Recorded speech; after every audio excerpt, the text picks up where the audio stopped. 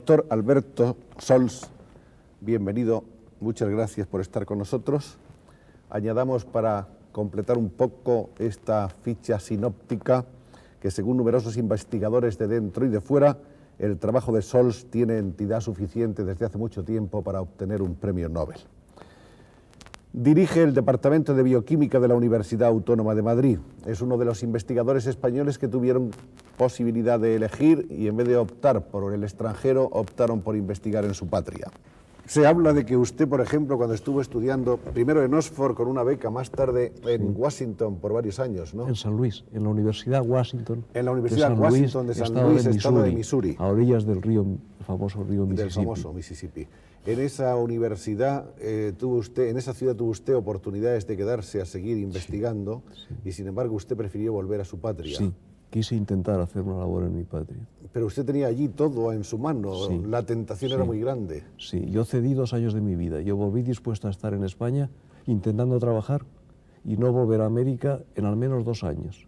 Solo si en 2 años no había conseguido poder empezar a trabajar, me hubiera vuelto a América. ¿Y ganó usted la batalla? batalla? A los 5 meses estaba trabajando, modestamente pero eficazmente, a los 5 meses. Bueno, a mí me han dicho que usted tuvo para eso que sacrificarse muchísimo.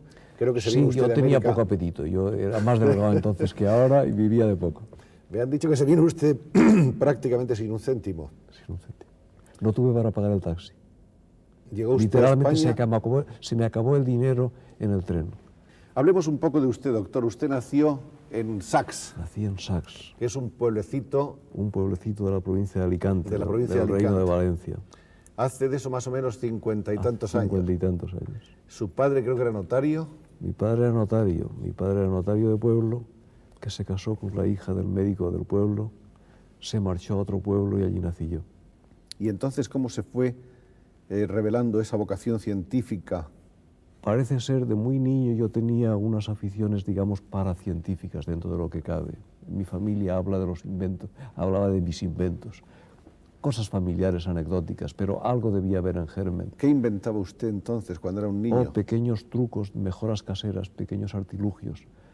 Recuerdo una cosa biológica, tuve durante algún tiempo la preocupación de inventar una especie de píldora, que fuera un alimento súper concentrado, que permitiera vivir tomando solamente una píldora cada día.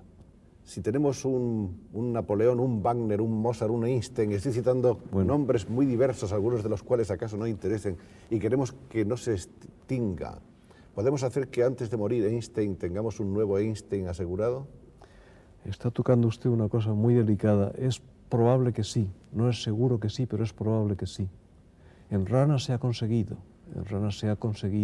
sacar de una célula de rana adulta, sacarle el núcleo y metérselo a un óvulo de rana, de otra rana naturalmente, un óvulo fecundado, al cual se le había quitado el núcleo. De esa combinación de huevos sin núcleo, en el núcleo es donde está la información genética, huevos sin núcleo, con núcleo de una célula de otra rana adulta, el experimento se hizo bastantes veces y en algunas de ellas se llegó a obtener una rana que era idéntica a aquella que dio el núcleo, no a la del huevo. Ya. O sea, entonces, la primera rana. Sacando una célula a un Einstein antes de que muera, es posible que dentro de 1 o 2 generaciones se puedan reproducir Einsteins.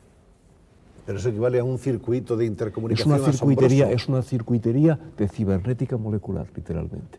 Todos los enzimas que están en situación clave, hay otros que no están en situación clave y son más sencillos. Los que están en posiciones clave, además de ser muy buenos operarios, tienen una o varias antenas para medir parámetros del medio, para medir concentraciones en el medio, para saber cuánto hay de la sustancia X cuya producción ellos controlan. Pero partiendo de estos descubrimientos que han hecho ustedes y pensando un poco en eso que falta por descubrir, que es bastante todavía. Que es bastante, pero me refiero ahora a la cosa cerebral, a la cosa mental. Hay que pensar que ahí el mecanismo es todavía muchísimo más sutil y muchísimo más complejo. No sabemos. ¿Y lo sabremos alguna vez? No sabemos. No sabemos. Creo que hace falta...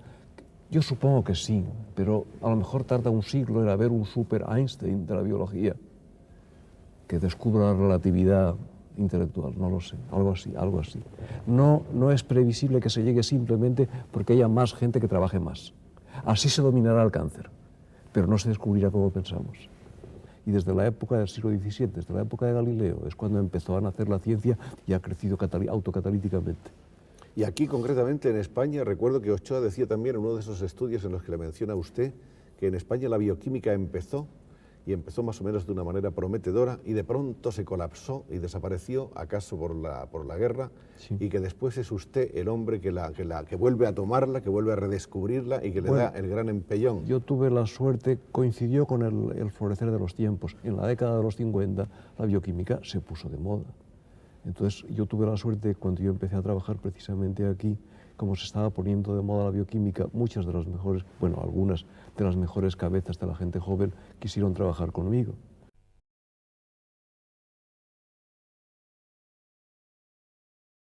Preludio y Bourrée, en mi menor, originalmente escrito para laúd barroco, de Juan Sebastián Bach.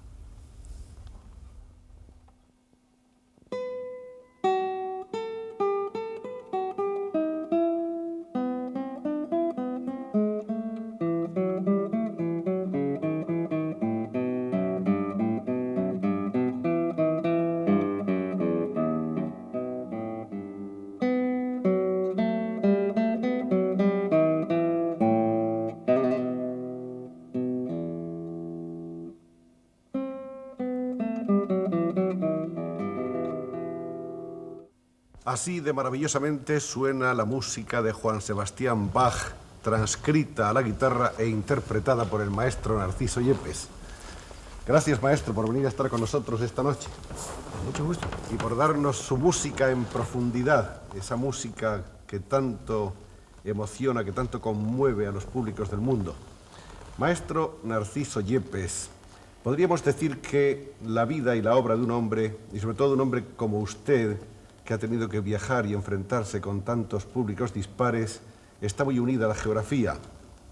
Yo quisiera preguntarle a usted qué significan en su currículum, qué son para su vida algunas ciudades, algunos nombres de ciudades. Por ejemplo, ¿qué es para usted Lorca? La ciudad donde nací y donde me inicié al gusto de la música y muy especialmente a la guitarra. Viajemos más por su geografía íntima, personal y profesional. ¿Nueva York es importante también en su vida? Lo es porque en los Estados Unidos se ignora absolutamente todo lo que existe en el mundo en cuanto se refiere a la música. Una persona puede ser muy famosa en los 4 continentes, pero no en el 5º. Y si no ha tocado nunca en el 5º continente, no lo conocerá, no existe, no lo conocerá absolutamente nadie en los Estados Unidos, o muy poca gente en todo caso.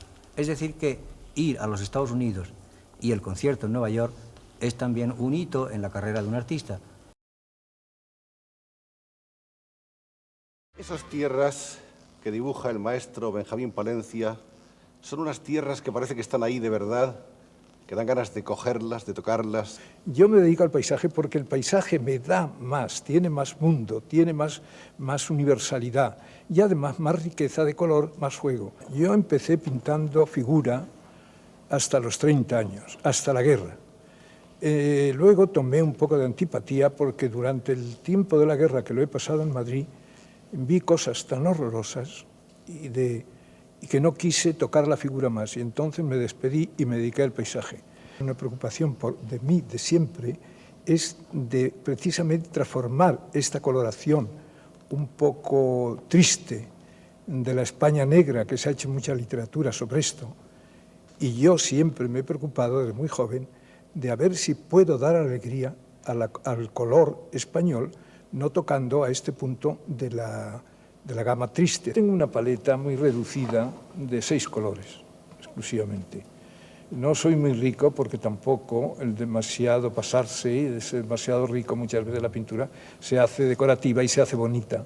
Tiene que ser hay medida y un equilibrio para llevar el color hasta un extremo donde lo tienes que dejar y tampoco abusar de demasiado color, porque el cuadro entonces habla y tiene una manera de mostrarse que ya no gusta. El Greco ha sido un pintor que me ha apasionado y me sigue apasionando, siempre estoy casi encima de él, sacándole cosas, haciendo lucubraciones, pero llevarlo a la pintura a un concepto de pintura nueva. Usted se sitúa ante el paisaje, vibrando con él, en cierto modo insertándose dentro del paisaje y sintiéndolo estéticamente como un goce personal. Una tierra de trigo, ¿no? El movimiento que tienen las espigas con relación al viento, todo esto es una imagen que el pintor tiene que también captarla, porque tiene que dar la vida, esa vida la tiene que introducir dentro del plano de color. A veces, como no pintas, yo por la noche tengo siempre cuartillas y siempre son impresiones de todo lo que he visto durante un día, pero siempre poetizándolo. ¿Está usted decepcionado de los hombres? No, a mí la gente me gusta mucho. Lo que pasa que conforme vamos siendo y teniendo más mundo, el trato social es muy delicado, ¿no? No todo el mundo es servible, en el buen sentido de la palabra, a un pintor o un artista. Encuentra uno casos de que la gente, pues muchas veces ves seres en el cual tiene una gran presencia, una tal, y luego pues no puedes hablar con ellos porque no te dicen nada, están vacíos.